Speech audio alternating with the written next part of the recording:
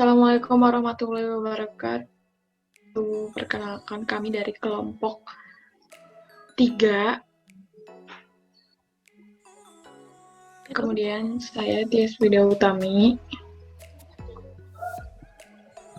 Dan bersama dua teman saya yaitu Faira Biatni dan juga Isra Herfiani. Dibesarin, Fai.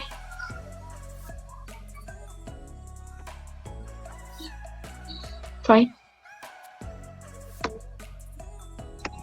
Oke, jadi di sini saya akan mempresentasikan hasil tugas akhir, yaitu analisis kualitas pelayanan terhadap kepuasan pelanggan pada para pengguna jasa pengiriman, yaitu JNE. Nah, adapun JNE ini merupakan perusahaan yang bergerak di bidang pengiriman dan juga logistik yang bermarkasnya itu ada di Jakarta, di negara Indonesia.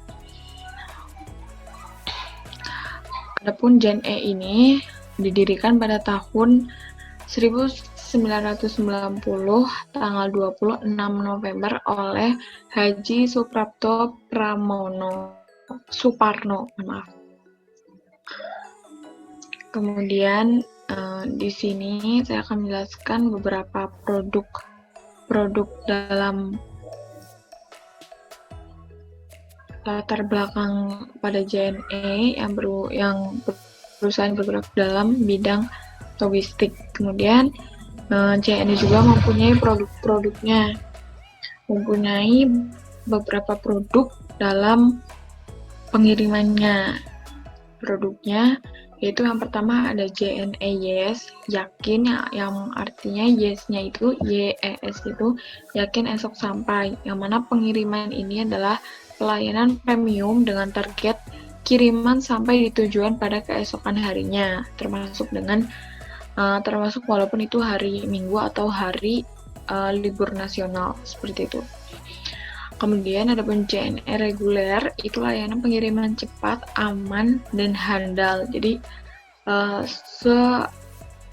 seitunya kurir, sewaktunya akan tetapi barang yang dibawa itu dalam keadaan cepat dan juga aman. Adapun JNE Oke, yaitu yang mana memiliki singkatan ongkos kirim ekonomis yang memiliki harga yang terjangkau ke bawah. Dan juga transportasinya ini berukuran besar dan juga berat dan memiliki harga yang ekonomis yang menghubungkan moda transportasi seperti kargo di udara maupun angkutan darat yang menghubungkan pada kota-kota besar seperti ibu provinsi sampai ke pelosok-pelosok di kabupaten. Kemudian adapun dari marketing mix-nya ada produknya, yaitu produknya sendiri memiliki tambahan augmented dalam strategi pemasarannya. Mereka memiliki 5, yaitu yang pertama ada core benefit-nya, yaitu jasa pengiriman. Kemudian ada basic produknya, memiliki jasa pengiriman dengan beratnya di atas 500 gram, jadi bisa sampai berpuluh-puluh kilo, pokoknya sampai berat itu bisa. Kemudian ada expected product yang diterimanya barang tujuan kepada penerima. Kemudian ada augmented product yang melayani pesanan dan pengiriman makanan ke khas daerah yang dituju. Kemudian ada potensial jasanya, jasa pengambilan barang dari asal dan mengirimkan barang tanpa ada batasan berat dan jenis makanan sampai tujuan. Jadi JNE ini pengiriman barang yang bisa dikirim apa aja. Tapi ada juga kecuali-kecualinya, kayak misalnya narkoba, barang-barang tajam, hewan, dan lain sebagainya. Itu juga udah menjadi peraturan di sana gitu. Kemudian adapun untuk visi misi dalam memberikan pelayanan yang terbaik pada masyarakat, khususnya pada pelanggan JNE, itu ada layanan kurir domestik menggunakan produk kayak yang tadi itu harga terjangkau sampai murah, ada yang reguler, ada yang yes, yang yakin esok sampai, itu yang cepatnya. Kemudian ada juga yang super speed itu yang cepet banget, itu juga harganya juga di atas rata-rata. Kemudian ada juga diplomat service, itu yang memiliki hand carry. Kemudian juga ada layanan kurir intar kota atau intracity, khususnya retail kayak seperti amplop yang kayak apa ya namanya, barang-barangnya itu kayak yang penting-penting kayak ijazah, STNK yang memang penting gitu, atau biasanya surat-surat perusahaan seperti itu. Dan kemudian ada marketing mix-nya, yaitu ada harganya. Kemudian besaran harga itu terhitung mulai dari harga per 1 kilo sesuai jarak pengiriman dari kota yang dituju, seperti itu. Kemudian ada panjang kali lebar kali tingginya dibagi 6.000 per 1 kilonya. Kemudian ada tempatnya, tempat untuk JNE sendiri ini sekarang udah di mana-mana, udah bercabang, bahkan di seluruh Indonesia, bahkan di pelosok-pelosok itu juga udah ada. Jadi mudah banget untuk ditemukan kalau misalnya pelanggan ini pengen mengirim barang seperti itu. Kemudian ada promosi ini yang mana JNE ini memiliki yang biasa digunakan para pelanggan ini menggunakan word of mouth, yang biasanya kan kalau misalnya kita nih kayak suka sama jasa pengiriman JNE ini kan kita pasti bilang nih udah pakai JNE aja, lebih cepat, lebih aman, dan juga sebagainya seperti itu. Kemudian ada people, yang mana people ini antar dari pelayanannya dan juga konsumennya ini sangat ramah, sangat baik gitu, karena pelayanan yang diberikan itu benar-benar baik, terus juga untuk selalu memuaskan para konsumennya, seperti itu. Kemudian ada prosesnya sendiri, transaksinya itu semua yang dilakukan oleh JNE itu benar-benar secara detail dan tahap ya, seperti ada tahapan pengemasan, operasional, pokoknya bagaimana dari barang itu akan dikirim sampai barangnya itu sampai, itu benar-benar diperhatikan oleh JNE sendiri.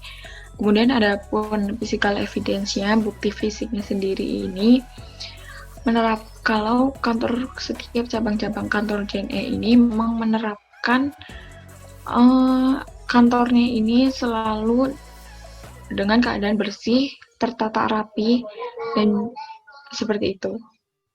Kemudian cukup dari saya, dan selanjutnya akan dilanjutkan tinjauan pustakanya oleh Isra Herfiani. Yang kedua itu tinjauan pustaka. Yang pertama kualitas jasa. Bentar guys. Bentar.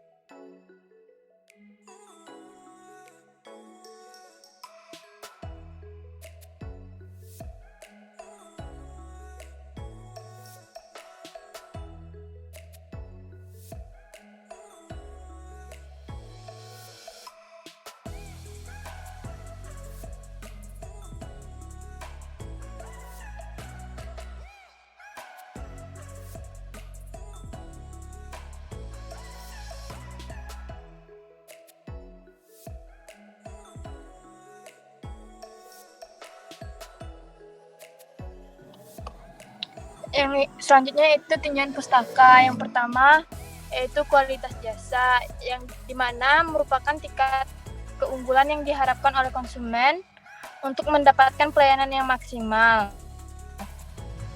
Yang pertama yaitu kendala.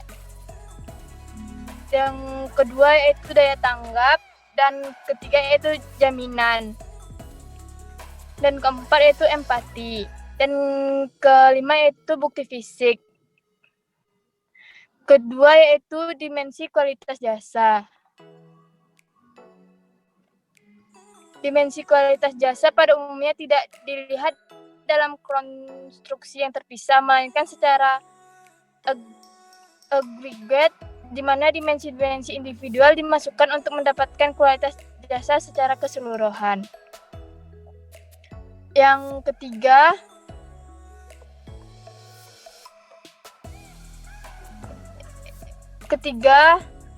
yaitu harapan terhadap pelanggan, yang dimana hubungan erat antara penentuan kualitas dan kepuasan pelanggan dalam mengevaluasi suatu produk.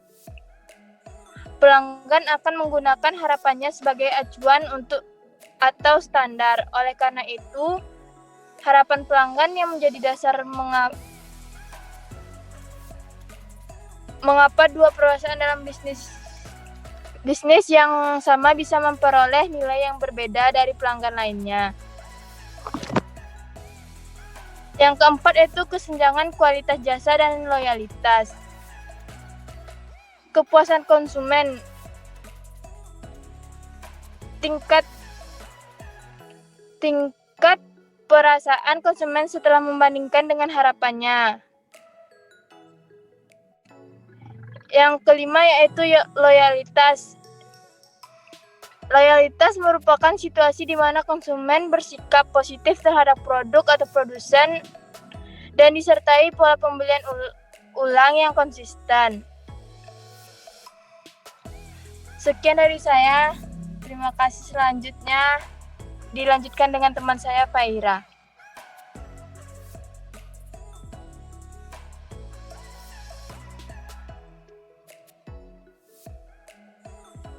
Metode penelitian. Yang pertama, teknik survei adalah metode analisis dengan Google Form. Metode ini membuat dengan kuesioner sebagai alat dalam pengambilan data penelitian. Bahwasannya, survei mengenai JNE ini sangat membuat memuaskan bagi semua kalangan. Survei ini menggunakan analisis data secara kuantitatif. Penelitian kuantitatif adalah penelitian yang menggunakan data berupa angka-angka serta analisis statistik. Waktu dan lokasi penelitian. Dalam penelitian ini kami mengambil lokasi dalam menyebarkan kuesioner ke kota kami sesuai dengan judul penelitian, yaitu e-service quality pengiriman JNE. Penelitian ini dilakukan oleh kami pada 14 Desember 2020. Teknik analisis data. Hasil dalam pengolahan data atas jawaban yang diberikan responden terhadap pertanyaan dari setiap item kuesioner. Jadi, analisis garis kontinumnya yaitu mencapai nilai indeks 1540 dan indeks maksimumnya 3850. Intervalnya 2310, jarak intervalnya 462, persentasinya 140%. Matriks yang kami gunakan yaitu yang pertama, kuadran 1 prioritas utama, kuadran 2 pertahankan prestasi, kuadran 3 prioritas rendah, kuadran 4 berlebihan. Jadi, untuk prioritas utama pada kuadran ini terdapat pada faktor yang dianggap penting. Yang kedua, pertahankan prestasi adalah faktor yang dianggap penting dan diharapkan sebagai penunjang dalam kepuasan oleh konsumen. Yang ketiga, prioritas rendah. Faktor yang dianggap dapat mempunyai tingkat persepsi atau kinerja yang rendah dan tidak terlalu penting atau tidak terlalu diharapkan oleh konsumen. Yang keempat, berlebihan. Pada kuadran ini terdapat bahwa faktor yang dianggap tidak terlalu penting dan tidak terlalu diharapkan. Oke, selanjutnya.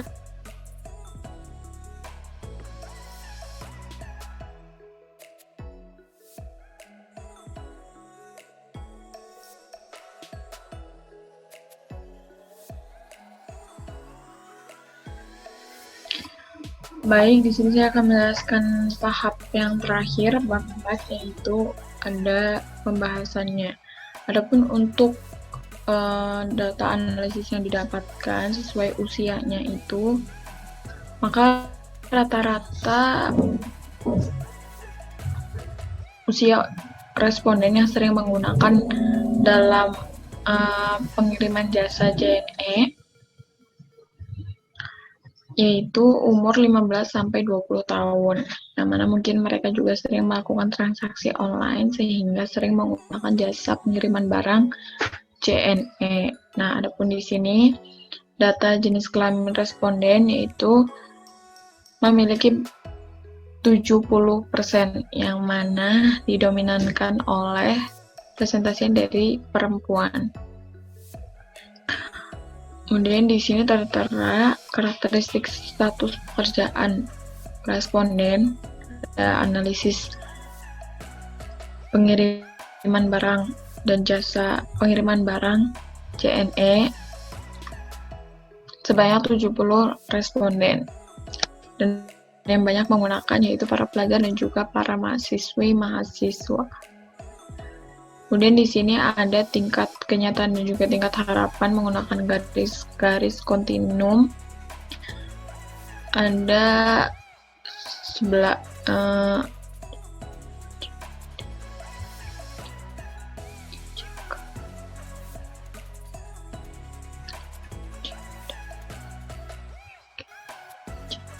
ada 9 garis kontinum, yang mana jika disimpulkan maka responden yang sudah menggunakan jasa JNE termasuk kategori sedang, netral, ke puas dalam menggunakan jasa pengiriman barang JNE. Untuk matriks IPA-nya tadi sudah dijelaskan oleh Faira Biatni. Kemudian untuk kesimpulan sendiri, perusahaan JNE sudah cukup maksimal untuk membangun nilai pelanggan karena juga JNE sudah menjadi bagian nomor 1 pengiriman barang di Indonesia. Untuk informasi baik tentang JNE juga dapat kita dapatkan dari kerabat maupun teman secara word of mouth. Semua pelayanan yang diberikan kepada pelanggan JNE itu sudah cukup baik. Mungkin adapun sarannya, JNE harus lebih memperhatikan atribut-atribut yang mempunyai tingkat kepuasan yang rendah sehingga dapat memenuhi konsumen. Adapun untuk mendapatkan hasil produk atau jasa yang memuaskan, maka perusahaan JNE harus memerhatikan beberapa hal yang para konsumennya memberikan saran, yaitu ada faktor manajemen pengembangan produk dan juga jasanya, serta komplain-komplain dari para pelanggan. Seperti mungkin salah kirim atau jasa pengirimannya agak tertunda beberapa hari, seperti itu. Cukup sekian dari kelompok kami. Yang salahnya